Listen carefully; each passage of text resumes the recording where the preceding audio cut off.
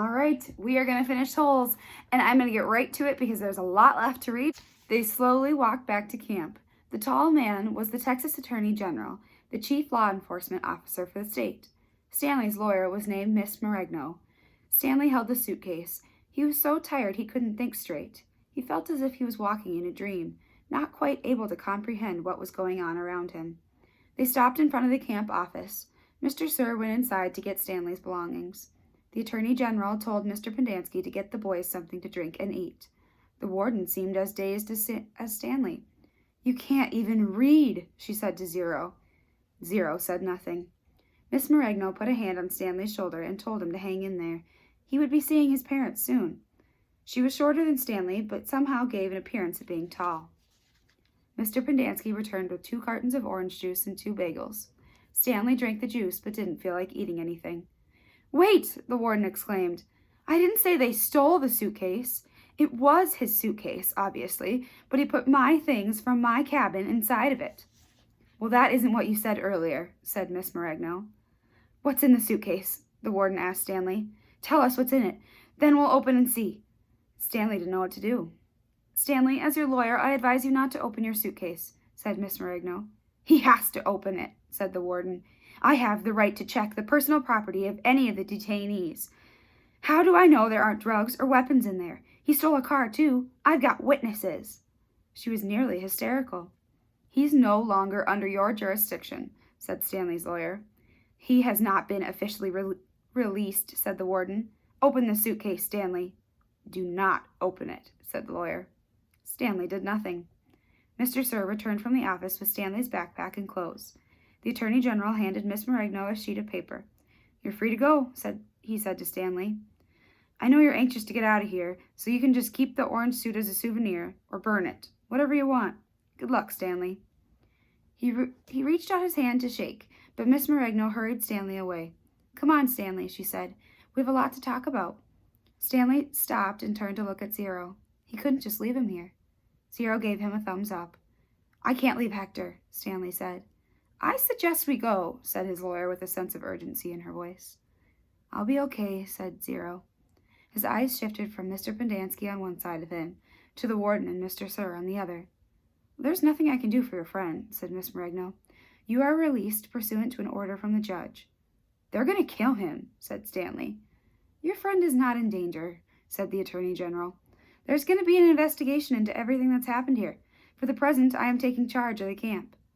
"Come on, Stanley," said his lawyer. "Your parents are waiting." Stanley stayed where he was. His lawyer sighed. "May I have a look at Hector's file?" she asked. "Certainly," said the Attorney General. "Miss Walker, go get Hector's file." She looked at him blankly. "Well?" The warden turned to Mr. Pendanski. Bring me Hector Zeroni's file." He stared at her. "Get it," she ordered. Mr. Pendanski went into the office. He returned a few minutes later and announced that the file was apparently misplaced. The Attorney General was outraged. "What kind of camp are you running here, Miss Walker?" The warden said nothing. She stared at the suitcase. The Attorney General assured Stanley's lawyer that he would get the records. "Excuse me while I call my office." He turned to the warden. "I assume the phone works?" He walked into the camp office, slamming the door behind him. A little while later, he reappeared and told the warden that he wanted to talk to her. She cursed, then went inside. Stanley gave Zero a thumbs up now. "Caveman? Is that you?" He turned to see Armpit and Squid coming out of the rec room. Squid shouted into the rec room, "Caveman and Zero are out here." Soon all the boys from Group D had gathered around him and Zero. "Good to see you, man," Armpit said, shaking his hand. "We thought you were buzzard food." "Stanley is being released today," said Mr. Pendanski. "Way to go," said Magnet, hitting him on the shoulder. "And you didn't even have to step on a rattlesnake," said Squid. Even Zigzag shook Stanley's hand. "Sorry about, well, you know." "It's cool," said Stanley. "We had to lift the truck clear out of the hole," Zigzag told him. "It took everybody in C, D, and E. We just picked it right up." "It was really cool," said Twitch. X-Ray was the only one who didn't come over. Stanley saw him hanging behind the others for a moment. Then he returned to the rec room. "Guess what?" said Magnet, glancing at Mr. Pendanski. "Mom says we don't have to dig any more holes." "That's great news," Stanley said. Will you do me a favor? Asked Squid. I guess, Stanley agreed, somewhat hesitant. I want you to... He turned to Mrs. Meregno. Hey, lady, you have a pen and paper I can borrow? She gave it to him, and Squid wrote down a phone number, which he gave to Stanley. Call my mom for me, all right? Tell her that I said I was sorry.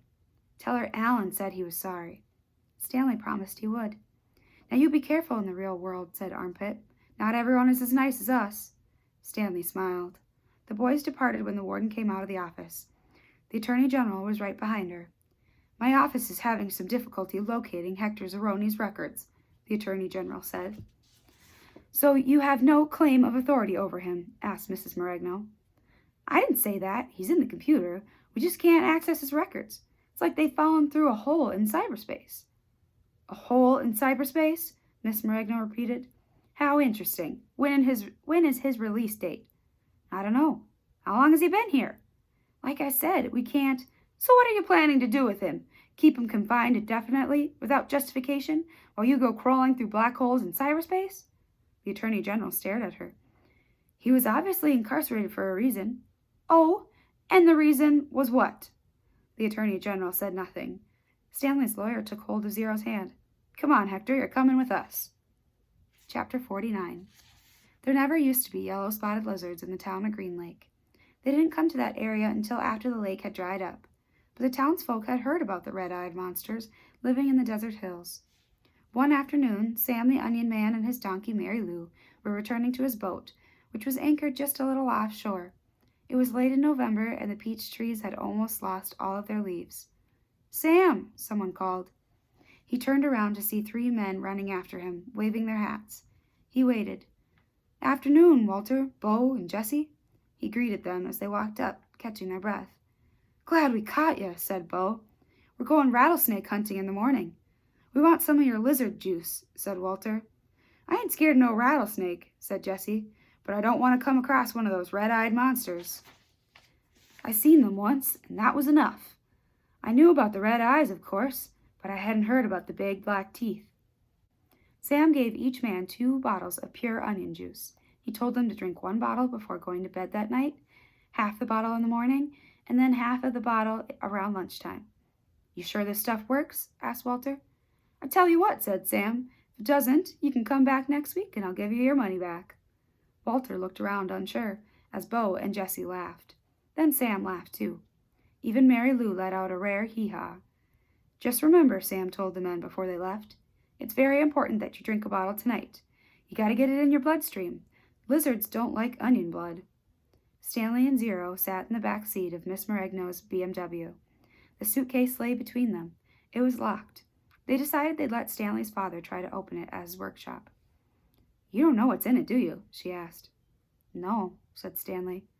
I didn't think so. The air conditioning was on, but they drove with the windows open as well, because, no offense, but you boys smell really bad. Mrs. Meregno explained that she was a patent attorney. I'm helping your father with a new product that he's invented. He's happened to mention your situation, so I did a little investigating. Clyde Livingston's sneakers were stolen sometime before 3:15. I found a young man, Derek Dooney, who said that at 3:20 you were in the bathroom fishing your notebook out of a toilet. The 2 girls remembered seeing you come out of the boys' restroom carrying a wet notebook. Stanley felt his ears redden. Even after everything he'd been through, the memory still caused him to feel shame. So you couldn't have stolen them, said Miss Meregno. He didn't, said Zero. I did. You did what? Asked Miss Meregno. I stole those sneakers. The lawyer actually turned around while driving and looked at him. I didn't hear that, she said, and I advise you to make sure that you don't ever say that again. What did my father invent? Stanley asked. Did he find a way to recycle sneakers? No, he's still working on that, explained Miss Meregno, but he invented a product that eliminates foot odor. Here, I got a sample in my briefcase. Wish I had more. You 2 could bathe in it. She opened the briefcase with one hand and passed a small bottle back to Stanley. It had a fresh, somewhat spicy smell. He handed it to Zero. What's it called? Stanley asked. We haven't come up with a name yet, said Miss Meregno.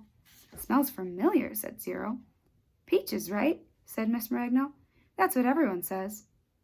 A short while later, the boys fell asleep. Behind them, the sky had turned dark for the first time in 100 years, A drop of rain fell into the empty lake. Part 3. Filling in the holes. Chapter 50. Stanley's mother insisted that there never was a curse. She even doubts whether Stanley's great-great-grandfather really had stolen a pig. The reader might find it interesting, however, that Stanley's father invented the cure for foot odor on the day after the great-great-grandson of Elijah Yelnats carried the great-great-great-grandson of Madame Zeroni up the mountain. The Attorney General closed Camp Green Lake. Miss Walker, who was in desperate need of money, had to sell the land which had been in her family for generations. It was bought by a national organization dedicated to the well-being of young girls. In a few years, Camp Green Lake will become a Girl Scout camp. This is pretty much the end of the story. The reader probably still has some questions, but unfortunately from here on in, the answers tend to be long and tedious. While Mrs. Bell, Stanley's former math teacher, might want to know the percentage change in Stanley's weight, the reader probably cares more about the change in Stanley's character and self-confidence. But those changes are subtle and hard to measure. Even the contents of the suitcase turned out to be somewhat tedious. Stanley's father pried it open in his workshop, and at first everyone gasped at the sparkling jewels. Stanley thought he and Hector had become millionaires.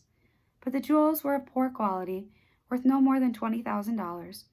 Underneath the jewels was a stack of paper that had once belonged to the first Stanley Yelnats. These consisted of stock certificates, deeds of trust, and promissory notes. They were hard to read and even more difficult to understand. Miss Moragno's law firm spent more than 2 months going through all of the papers. They turned out to be a lot more valuable than the jewels. After legal fees and taxes, Stanley and Zero each received less than $1 million, but not a lot less. It was enough for Stanley to buy his family a new house with a laboratory in the basement, and for Hector to hire a team of private investigators. It would be boring to go through all the tedious details of the changes in their lives. Instead, the reader will be presented with one last scene, which took place almost a year and a half after Stanley and Hector left Camp Green Lake. You will have to fill in the holes yourself. There was a small party at the Yelnats' house. Except for Stanley and Hector, everyone was an adult. All kinds of snacks and drinks were set out on the counter, including caviar, champagne, and the fixings to make ice cream sandwiches. The Super Bowl was on the television, but nobody was really watching. It should be coming on the next break, Miss Moragno announced. A timeout was called in the football game, and a commercial came on the screen. Everyone stopped talking and watched. The commercial showed a baseball game. Amid a cloud of dust, Clyde Livingston slid into home plate as the catcher caught the ball and tried to tag him out. "Safe!" shouted the umpire as he signaled with his arms. The people at Stanley's house cheered, as if the run really counted. Clyde Livingston got up and dusted the dirt off of his uniform. He made his way back to the dugout. He spoke to the camera. "Hi, I'm Clyde Livingston, but everyone around here calls me Sweet Feet." "Way to go, Sweet Feet," another baseball player slapped his hand. Besides being on television, Clyde Livingston was also sitting on the couch next to Stanley. "But my feet weren't always sweet," the television Clyde Livingston said as he sat down on the dugout bench. "They used to smell so bad that no one would sit near me at the dugout." "They really did stink," the woman said, sitting on the couch on the other side of Clyde. She held her nose with one hand and fanned the air with the other. Clyde shushed her. "Then a teammate told me about sploosh," said the television Clyde. He pulled a can of sploosh out from under the dugout and held it up for everyone to see. "I just spray a little on each foot every morning, and now I really do have sweet feet. Plus, I like the tingle." "Sploosh," said a voice. "Treat your feet. Made from all natural ingredients. It neutralizes odor, causing fungi and bacteria. Plus, you'll like the tingle." Stanley turned toward Hector, who was sitting on the floor in front of an overstuffed chair. A woman sitting in the chair behind Hector was absent-mindedly fluffing his hair with her fingers. She wasn't very old, but her skin had a weathered look to it, almost like leather. Her eyes seemed weary, as if she'd seen too many things in her life that she didn't want to see. And when she smiled, her mouth seemed too big for her face. She very softly, half sang, half hummed a song that her grandmother used to sing to her when she was little. If only, the moon speaks no reply, reflecting the sun and all that's gone by. Be strong, my weary wolf, turn around boldly. Fly high, my baby bird, my angel, my only. That is the end of Holes.